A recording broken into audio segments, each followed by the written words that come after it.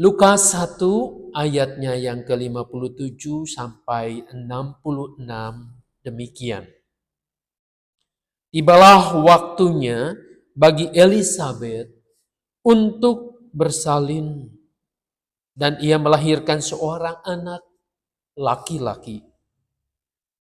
Ketika tetangga-tetangganya serta sanak saudaranya mendengar bahwa Tuhan telah menunjukkan rahmat-Nya yang begitu besar kepadanya, bersukacitalah mereka bersama-sama dengan dia.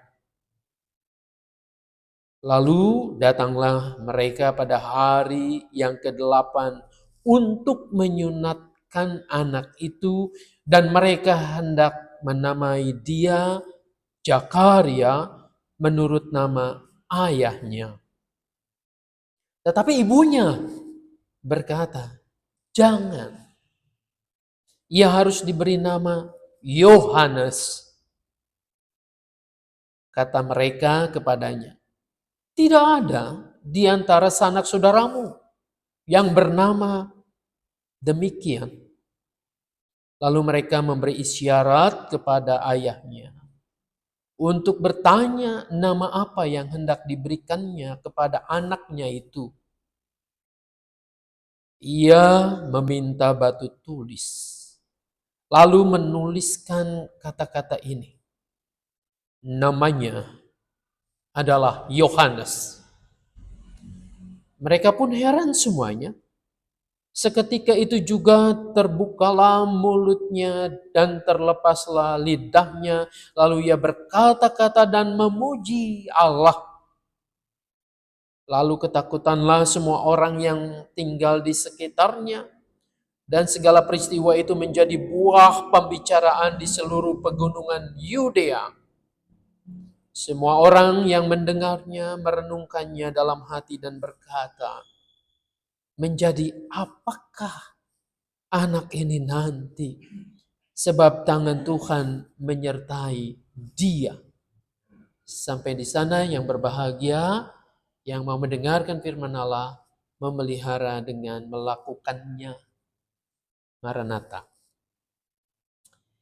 Pernah nggak kita dengar ungkapan dari seorang yang bernama William Shakespeare? Apalah arti sebuah nama? Menarik ya, kalau kita perhatikan kalimat itu. Apa arti sebuah nama?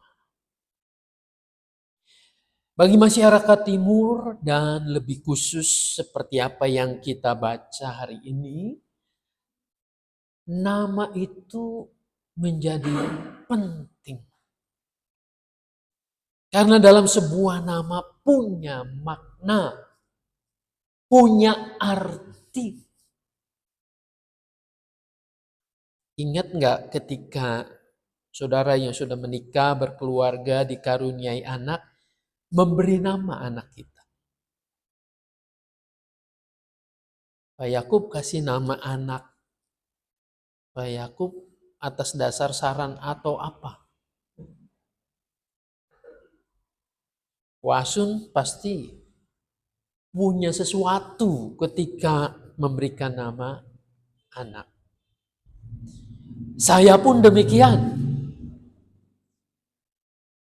Ada makna di dalam nama anak kami. Irin Ekaristi Chandra Dinata. Irin dari kata Yunani yang artinya shalom, damai sejahtera. Ekaristi pengucapan syukur. Dan Chandra Dinata itu adalah gabungan nama orang tua kami berdua. Tidak hanya sekedar punya arti dan makna, tapi nama itu juga punya sebuah pengharapan. Bahwa ke depannya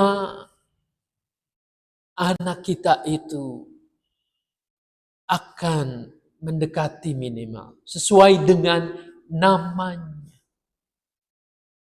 sesuai dengan apa yang diharapkan. Masyarakat Yahudi demikian. Ketika Elizabeth yang dikatakan mandul itu, yang sudah tua itu, ternyata melahirkan.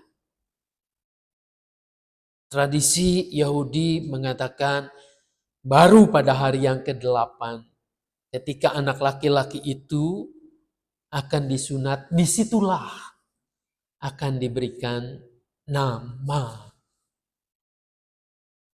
Tradisi mereka sesuai bacaan yang tadi kita cermati, bahwa mereka biasanya akan memberi nama itu dengan nama yang sudah ada dalam leluhurnya.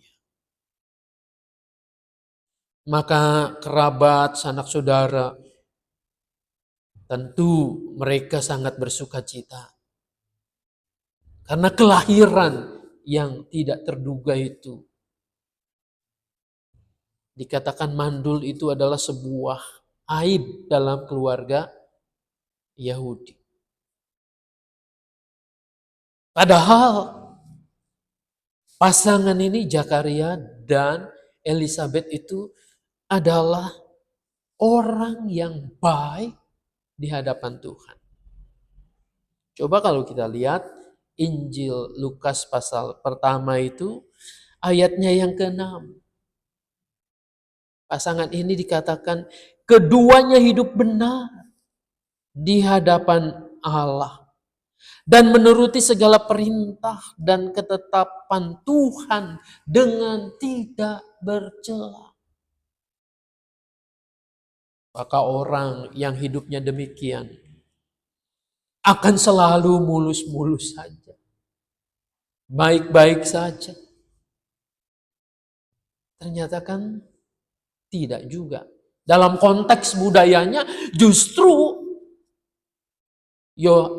Zakaria dan Elizabeth ini merupakan pasangan yang tidak diberkati itu. Tidak hadirnya anak dalam kehidupan mereka dipandang sebagai sesuatu yang memalukan. Namun dalam kacamata iman, mereka terus melayani Tuhan. Zakaria sebagai imam, dia tidak berhenti oleh karena tidak punya anak. Mereka terus memuji memuliakan Tuhan.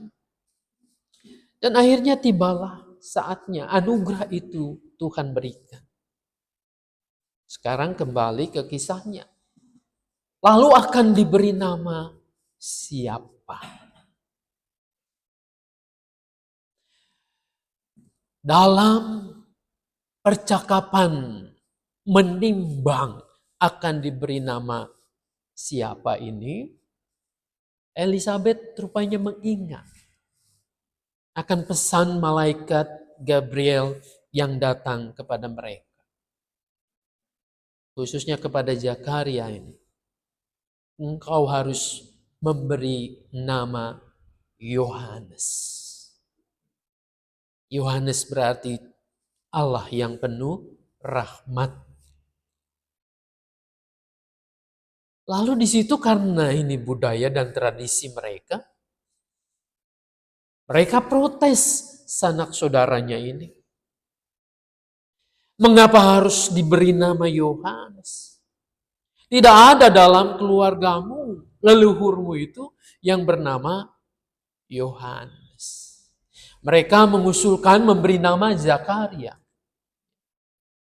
Bagus juga nama Zakaria, Allah yang mengingat. Nah tentu saja seorang ibu perempuan pada zaman itu didatangi kerabatnya banyak, mungkin setengah menekan mereka, memberikan masukan.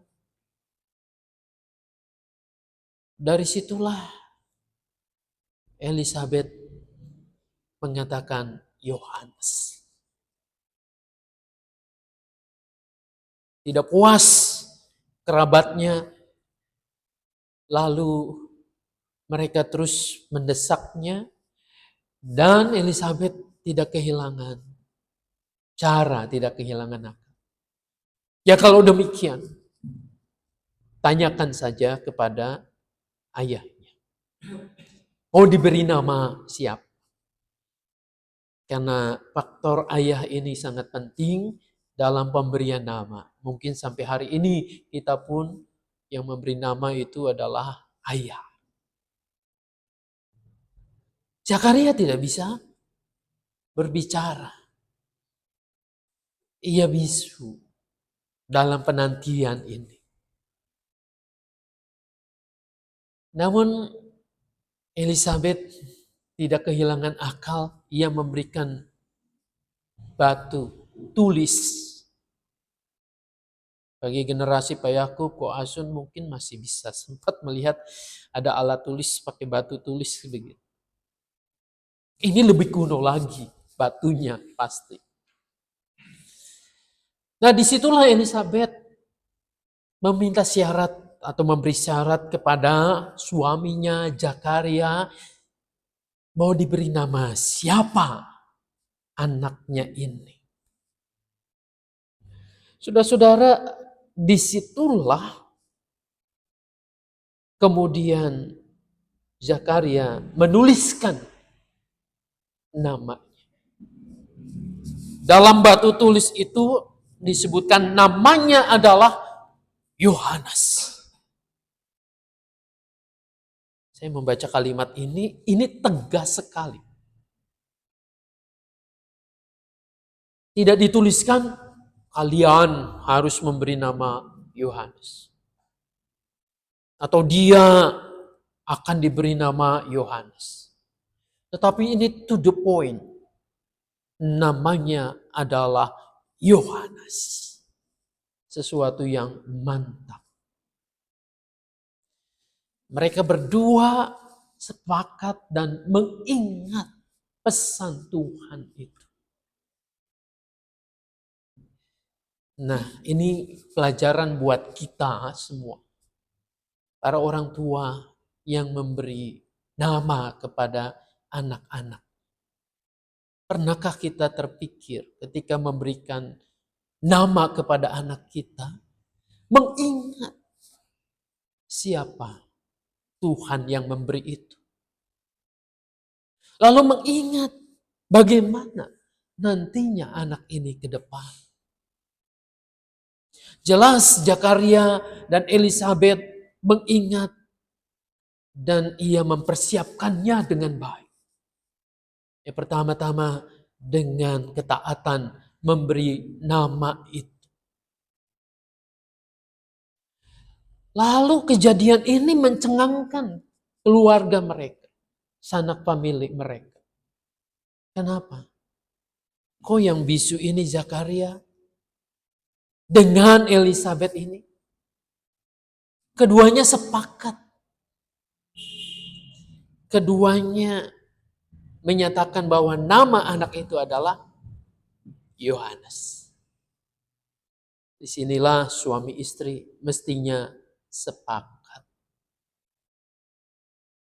Dalam hal-hal yang prinsip menaati firman Tuhan. Jadi tidak salah Tuhan melalui malaikatnya mempersiapkan kedatangan Yohanes Pembaptis ini dalam diri keluarga orang-orang yang sungguh taat. Setia kepada Tuhan. Hidup tak bercacat di hadapan Tuhan. Jadi disinilah kalau keluarga-keluarga ingin diberkati dan keturunannya menjadi berkat bagi banyak orang, maka ketaatan kepada Tuhan itu harus mutlak. Tidak bisa ditawar-tawar. Jadi tidak bisa kita menginginkan anak kita baik, berguna, bisa untuk menjadi berkat bagi sesama, tapi keluarga kita, diri kita sendiri adalah orang-orang yang seringkali melanggar firman Tuhan. Di sini kita bisa melihat dan akhirnya Mereka, sanak famili dari Zakaria dan Elizabeth ini melihat sendiri. Melihat sendiri apa yang terjadi melalui kesaksian keluarga ini. Ayat 66 itu jelas, semua orang yang mendengarnya merenungkannya dalam hati mereka. Keluarga ini telah menjadi inspirasi, kesaksian bagi yang lain. Mereka merenungkannya kejadian ini. Dan kemudian mereka bertanya kan di situ. Menjadi apakah anak ini nanti? Sebab tangan Tuhan menyertai dia. Bayangkan ya. Bagaimana nanti besarnya itu. Kalau tangan Tuhan itu menyertai dia. Dan kita lihat nantinya. Betul-betul Yohanes Pembaptis ini dipakai oleh Tuhan. Untuk menyuarakan suara pertobatan bagi umatnya. Untuk mengajak umat itu kembali kepada Tuhan. Dan untuk mempersiapkan jalan bagi Mesias ini. Dalam kehidupan zaman sekarang, kalimat ini bisa berarti lain. Mau jadi apa ini anak ini? Kalau anak kita bandel, anak kita tidak suka belajar, anak kita mengabaikan tanggung jawabnya. Orang tua kan dengan mudah akan mengatakan, mau jadi apa kamu? Mau jadi apa kamu ke depannya? Dan beban itu diletakkan pada anak. Kita jarang bertanya sebagai orang tua. Sudah lakukan apa kita terhadap anak kita?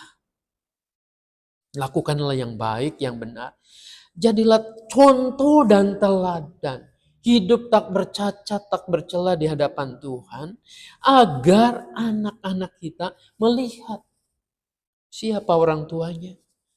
Dan yang mencontoh kita dengan sebaik-baiknya. Betul mungkin ada anak yang karena pergaulannya kemudian menjadi anak yang nakal, anak yang bandel. Tapi sudahkah kita juga bertanya, seberapa jauh kita menolong mereka? Tidak menjadi penghakim, tidak hanya untuk menuding, tetapi untuk merangkul mereka. Supaya kembali kepada Tuhan. Supaya ia dapat menjadi berkat. Kita tidak ingin kalimat ini menjadi negatif. Mau jadi apa kamu ke depan? Tapi kalimat ini mau jadi seperti kalimat yang positif yang dilakukan atau dikatakan oleh orang banyak itu. Mau seperti apa nanti ini? Anak ini kalau Tuhan menyertainya. Maka kita harus membekali anak-anak generasi kita ke depan dengan bekal yang kuat. Supaya Tuhan menyertai. Kalau Tuhan menyertai, orang Indonesia Timur di sana mengatakan, saya nggak ada lawan. Dia akan diberkati dan menjadi berkat. Tuhan menolong, memberkati kita. Amin.